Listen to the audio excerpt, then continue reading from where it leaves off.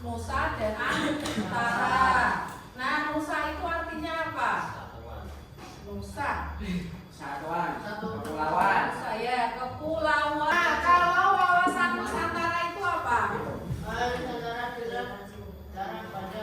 Dari pengertian dan wawasan dan Nusantara tadi, jadi kita bisa menyimpulkan kalau wawasan Nusantara itu adalah cara pandang dan sikap bangsa Indonesia mengenai diri dan bentuk geografinya menurut Pancasila dan UUD tahun 1945 dalam mengutamakan kesatuan wilayah dan menghargai kebinekaan untuk mencapai tujuan nasional.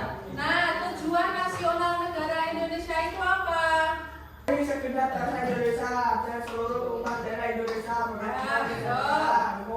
Ya, jadi itu tertuang di pembukaan Undang-Undang Dasar tahun 1945.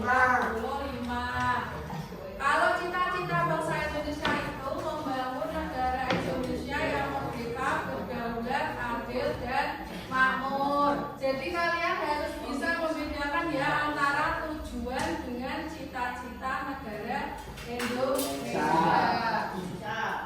Jadi setiap negara itu harus mempunyai ketahanan. Kalau sebuah negara itu tidak punya ketahanan, itu akan mudah dijajah oleh negara lain. Karena banyaknya provinsi, jadi keberagaman di Indonesia itu sangat bervariasi, baik itu dari bahasa, baik itu dari kesenian. Jadi kenapa mayoritas pekerjaan penduduk Indonesia itu petani? Ya karena itu tadi tanahnya itu subur. Kalian tahu Bali? Tahu. Nah, Bali itu sudah mendunia ya. Mendunia karena apa? Karena kondisi alamnya. Jadi kondisi alam di Bali itu sangat indah.